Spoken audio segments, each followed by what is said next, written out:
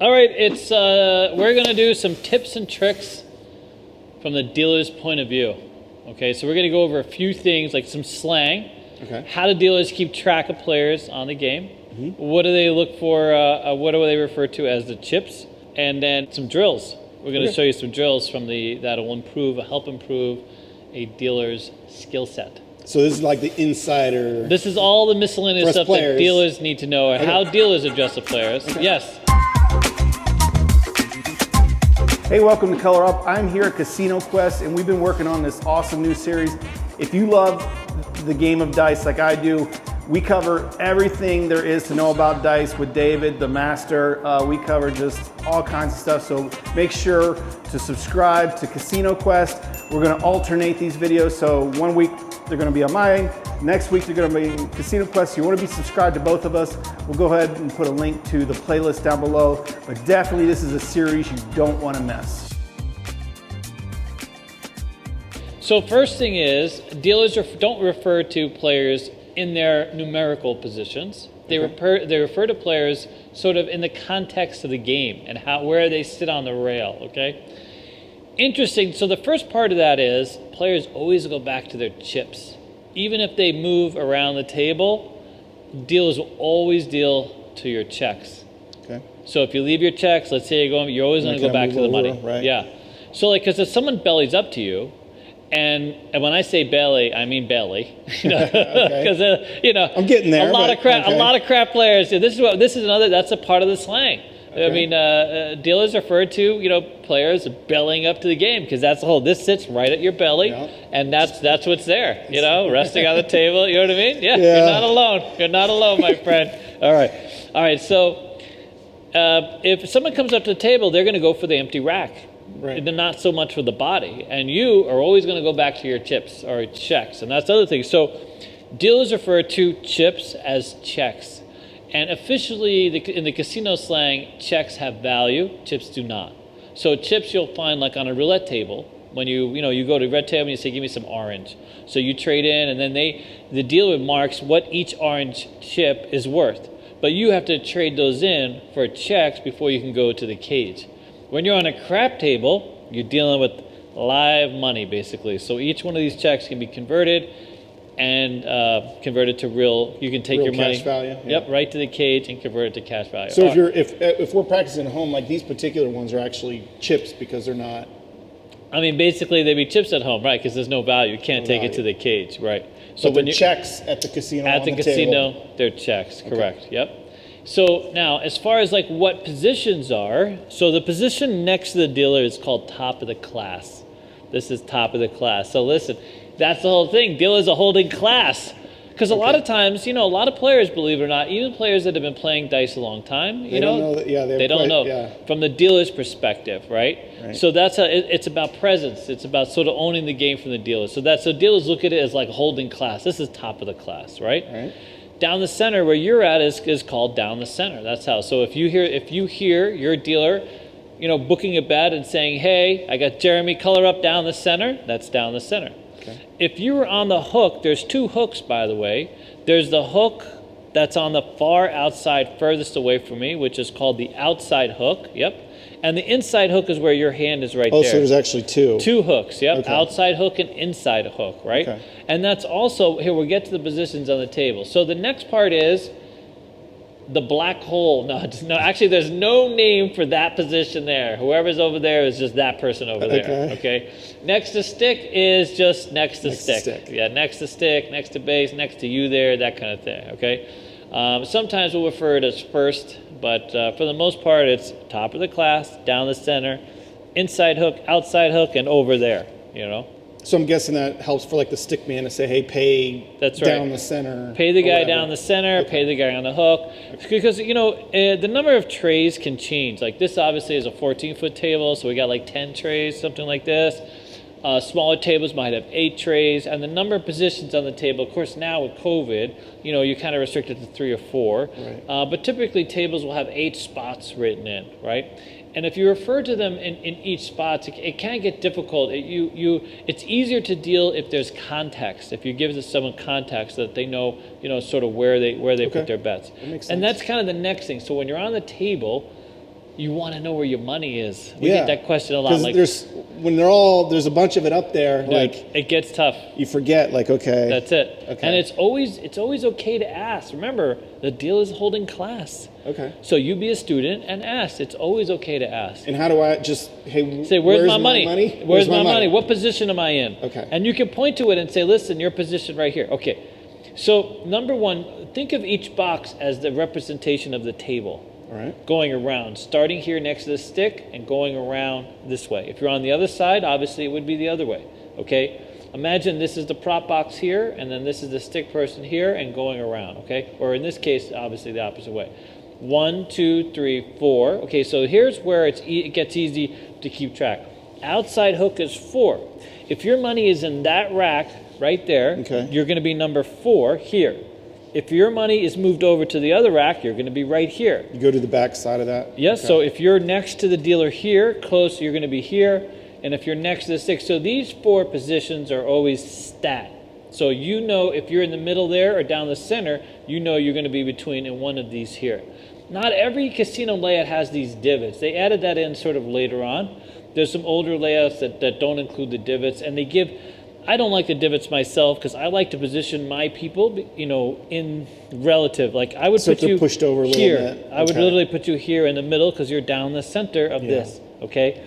Now, this, however, and it also depends on what size. Believe it or not, these are pretty big. These are 11.5 grams. These are like the biggest checks you'll find, or circular checks on a table. They have smaller checks called wafers that you'll find at some higher end casinos, and they're very small. They're much smaller and they're very light. Really? Yeah, so you can fit like 5 of them in a row. Okay. Yeah, there's a few casinos that have it. But these bigger checks we use because they're better with our students, so our students can help sort of strengthen their hands, because it's all about check control or chip control on a table. I mean, a dice game is all about the chips, right? Mm-hmm. There's no cards, there's no flicking, there's none of that. That's all about the checks and cash, all right? Okay, so let's go over, I guess there's a few other things slang create. This is, as we know, is always called the puck. Lights on, lights off. I heard you refer, that's exactly right. Okay. Lights on, this is lights on. Lights off, lights off. It's simple as that. So wherever the puck is, lights on, lights off. What do we call someone who's making some ridiculous bets? They're called a stroker. Stroker with a capital S now. So that's a thing. So if you happen to be betting something like some of my regressive strategies are considered stroking bets, believe it or not. And just making the dealer work more? It's just making the dealer work. If dealers are lazy, they tend to be lazy, or they can be lazy. Not our dealers, just other dealers. So it's not necessarily a bad thing. It's not a bad thing. It's my money. I can bet how I want. It is your money. Right? That's exactly right. Okay. And the thing is if you're moving around, for me as a dealer, I loved seeing all this weird stuff. Now there's a few people that push the limit to that. Okay. But for the most part, so if you walk up to the table and you want units of 36 on every number, that's kind of a stroking bet. Or if you cap every bet with $2, it doesn't have to be a difficult bet. It could also be just an inconvenient type of betting. So well, my hedges have hedges. Your hedges, yes, yeah. And you're doing a blended hedging regressive system from hell with $100, and you're like, give me like $8 behind the tab. You know what I mean? Okay. It could get kind of corny. The other thing is, if you're someone who doesn't bet all their bets together, you'll be called a string better or a stringer. Okay, so a string better. I want like a $12 8. You take care of it. And then I want a $5 10. That's it. Yes. So we want you to set all your bets down at once. Okay. And get over yourself, because we want to get. I mean, the thing is but that's another thing where a lot of players, they have to work out the math slowly. They don't know the total. We're not sure that it's 32 across. That's or right. Whatever. So that's right. But if you're throwing in, especially if you're betting the stick, which I know we're going to go over that later. But if you're like, I want like a $1 crap, and I want a hard 8, and I want a hard 4, the dealer's going to be like, sir, just tell us what you want all at once. Just set your money down. We'll hook you up. Because now instead of servicing you, one time, you're getting serviced multiple times. Now, some people like being serviced multiple times. That's all, as Alex would say. But yeah, so we, it makes it easier on the dealer if they can deal with each player, all their bets at once. So if I don't know, then I could just say, I want 2 units on the 5 and like 1 unit on the rest and 3 units on the 10. Love that. Yep, dealers would love that. And then you'll tell me how much money you want. You let us know. Okay. We're not expecting everybody to come up and be a genius. I know a lot of people that they don't want to feel like you think or they don't want you to think that don't know the game or they're stupid or people get easily intimidated. But we would much rather you say, listen, just explain to us exactly what you want, and we'll say, okay, give me 1 green, 3 red, 2 white, you know what I mean, whatever it is. Okay. You follow? And that makes our job a lot easier because now we can just handle all your action at once, move on to the next player, And that's all comes down to holding class. But there are some dealers that allow that, and well, you've been to places. Yeah, I was going to say that's easy enough to say, but every once in a while Dude, you're going to run into a cog. So some guys there's a lot of cogs out there. They don't want to help you. They don't want to help. They don't like any bet. So one of my systems I have is you have a $36 9, right? $36 9. This amazes me. So we have a lot of players, different strategies. They do $36 9, which is not a correct bet. Technically, that's true. Right. You want 35 typically. You want 35. Right. You want units of 5. But it pays exactly $50. What amazes me is I love having this bet because all I got to do is this. I could be the laziest dealer. All I got to do is drop 2 green. If you do this, a $35 bet, right? I got to cut out, that's a lot of work. I got to move a lot of hands and a lot of chips on the table. I would much rather throw 2 green at this. So it amazes me when a dealer sits there. I had a player go to a casino, high-tier casino, wanting $36 9. Used, my triple luck stick, and the dealer kept throwing the dollar back. Would not let them bet. Said, sir, I cannot let you bet that dollar. Quite literally. You 100% can bet that dollar. 100%. That's the rules of the game. That dealer is not paying attention, does not know the rule. You can bet anything you want on any number. As long as it beats minimum. That's it. If it's a $25 table, you could bet $37 and God bless you. You can. That's 100%. That's a lawful bet. And the casino loves these bets because you're not getting what you should get paid, right? You're losing 80 cents on this bet. So another reference on the stick, you'll see like stick people, they'll push out the dice and they'll make someone reach. Technically, usually if you're, large-breasted, wearing a low-cut dress. Okay. This is what they call short sticking. Not you, sir. Not you. Me. But no, I got to bend over. Yeah, you got to, And so the longer you have to bend over, I've actually had breasts come out in the game. So that's a thing? Oh, that's absolutely a thing, 100%. So who are these guys that do this? I'm guessing you guys don't train your dealers at school to do this. You can get fired to do that. But years ago, it was absolutely a thing. That makes sense. When I was first breaking in, I was at the gate probably 6 months, give or take. And within my first 2 months of working there, I had a woman lose both her breasts on the table to being short-sticked. I mean, she was drunk, granted, but so that's happened. Texas Station a couple of times, to Rio one time. I mean, it's amazing because people come to Vegas and they lose their minds, so they wear as little as possible. Yeah. And if you're being short-sticked, it doesn't take a whole lot for things to start, you know what I mean? Okay. So, yeah, that's called short-sticking. And nowadays, with all the... Yeah, you can't do it. You can't really, that's the thing, yeah. I mean, So some of the things that we have our dealers practice is being able to really sort of manage the checks in the game. Right? The better you can manage the checks in the game, the easier it is to set up the bets. So one of the things that dealers do is called drop cutting. If you notice when they set up your bets across, this is literally called drop cutting.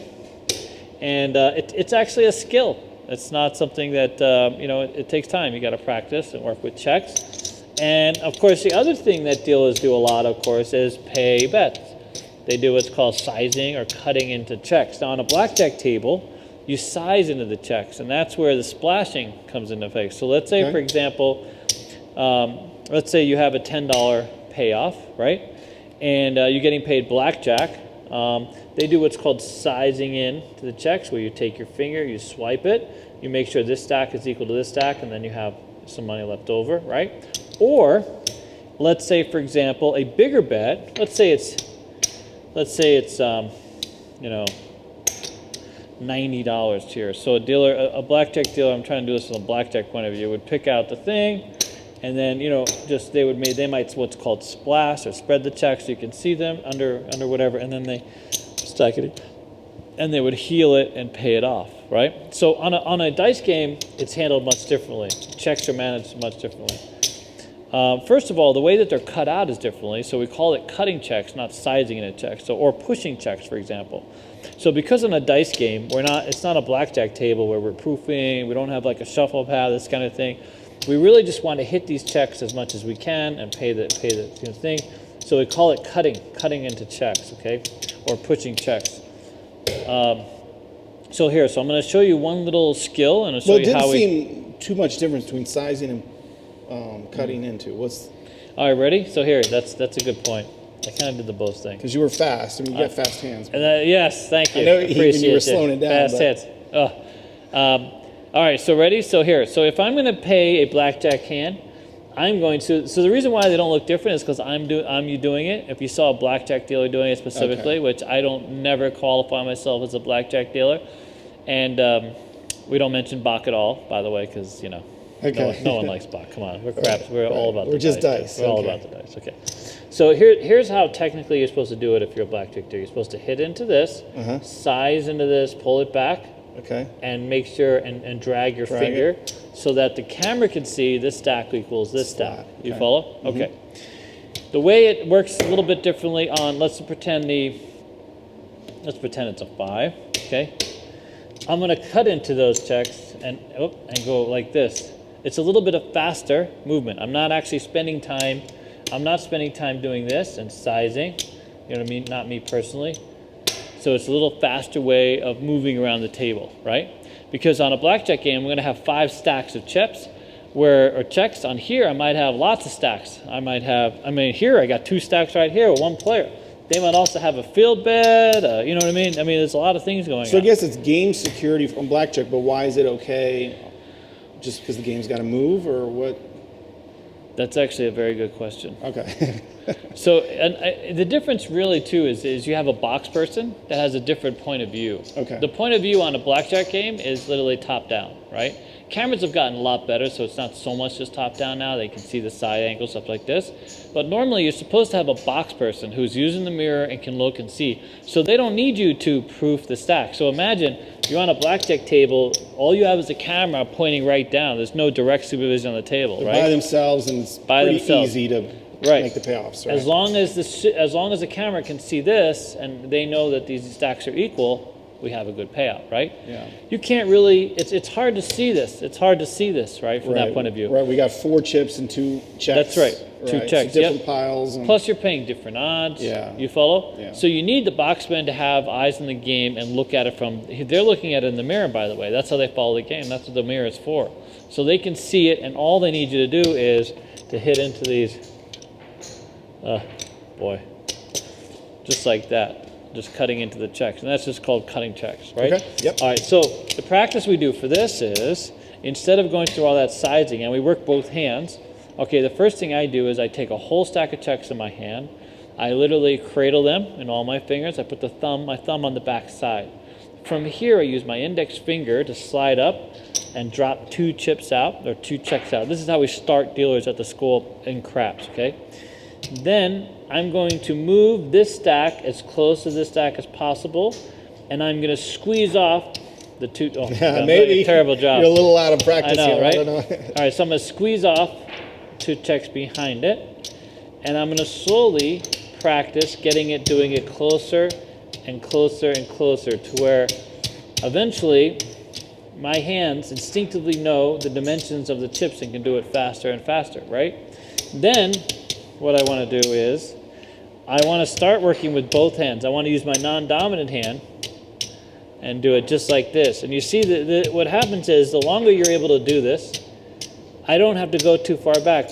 My fingers instinctively know the check size, and I can run down a stack of checks to the point where I can do these with some speed, working both sides. Because when you're on the other side of the table, that's right. You got to use your other hand. So in this side of the table, so you're supposed to use your inside hand to run down checks, outside hand to hand them off. This is why a lot of dealers love third base, because their dominant hand, they're right-handed, right? Okay. So this is the hand that they have all the dexterity with. It's easy to run down stacks of checks. When you go on second base, which is the other base, you need to use your inside hand now as your left hand. And if you're not left-handed, it's a little bit awkward. That's why I have to practice with both hands. Because the game security requires you pull from the inside, hand off with the outside, okay? So if you're on second base, you got to pull from the inside, left hand, run them down with your left hand, hand them off with your right hand, you see? So a lot of right-handed people love third base. That's their strong base, me included. I try to make it easy as possible. The other thing about this is, as we get older, and by the way, this is so a thing. We have a 65 or 66-year-old student who just went through dice and got hired. Nice. As a dice dealer at a top-tier casino. So there's no ageism here in Vegas, which is fantastic. There's a lot of people that come to Vegas, they're pivoting, they're older in life, they've always wanted to be a dealer, they've done everything else. Being a dealer, you get to take off your apron. That's the biggest secret about being a dealer. You get to go home, take your apron off, and you're done. You don't have any homework. Well, maybe we should talk about that in another video of like what it takes to become a to, or how, or the steps, or... Very good. All right, good. We'll get to that next one. Yeah. Okay. Very cool. excited. Looking forward to it. Let's do that. Okay. So here's a fantastic part of these drills. If you're an older person, you start to lose your small finger dexterity. And this forces your brain to sort of focus and work on this and helps you improves your balance. Okay. Maybe your sex drive. I don't know. Just like all this. You might lose weight doing this, by the way. This could be a weight loss project. Okay. But anyways, all right. So now what we're going to do is we're going to practice something called drop cutting. Okay. So what we're going to do is we're going to walk the checks down in our hands. And oh, Jesus, that was terrible. Okay. So we're going to walk the checks down in our hands and we're going to try and drop 2. Okay. I'm going to make this work. And we're going to build up a pile of checks. And this is, okay, some of them you saw, I didn't get it right, but that's the idea, okay? We're going to keep building. We're going to build a tower. It's called the tower drill. And the more we do that again... And you're offsetting them on purpose to exactly, work on where to put them to keep it balanced. Yep, okay. Where to keep it balanced. And I'm trying to go up exactly 2, and then once you get good at that, you can go up in 3s and move. The idea is to just get these chips down the hands and and have them stay up so you're balanced. So your fingers are recognizing the dimensions, the size, and slowly you get much better at sort of slinging the checks around the table. You know what I mean? Yeah. So that's the drop cutting technique or drop cutting practice that we do. Exercise, yeah. And the more you do that, even now I have a stack of checks on my desk. I practice every day, all the time. Doesn't look like it sometimes. So it kind of requires every day. It really does. You lose it quick. This is a game where if you stay away from this for 6 months or a year, you get rusty fast. Dice you have to pursue I wouldn't say all the time, but it's a game like anything else. You got to practice. Now blackjack I could deal literally asleep in bed. It's one of those games where you learn blackjack. It's not a thing. Dice you got to stay practiced. You got to stay in the mix. Yeah. Good. Except for the back. My back's already a little tight, and I heard you can just spread your feet. Is there anything else for that? So spreading your feet. Because you're constantly like this. Well, this is true. Being shorter is helpful on a dice game, just so you know. So if the taller you are, the more you have to bend over. So if I'm a littler guy. If you're a smaller guy, it's fantastic. Okay. In fact, the one of the best dealers that we've ever seen is a guy who's like 4'5" and stands on a thing, and he's like just right there. You know what I'm saying? It's real easy. But yeah, so if you're back, you want to definitely use some exercise. Believe it or not, I've never had any back issues. All the years I've been dealing dice. Sometimes my back will get a little sore, a little achy after a while. But the idea is to just stay fit. Yeah, I know part of it is have a strong stomach is to take care of your back. Have a strong core, and it's not a thing. You know what I mean? All right. But if you don't do anything but deal dice, it's probably going to hurt your back. But you got to hit the gym, stay healthy, eat well, that kind of thing. Like anything else. Good? Yeah, I like it.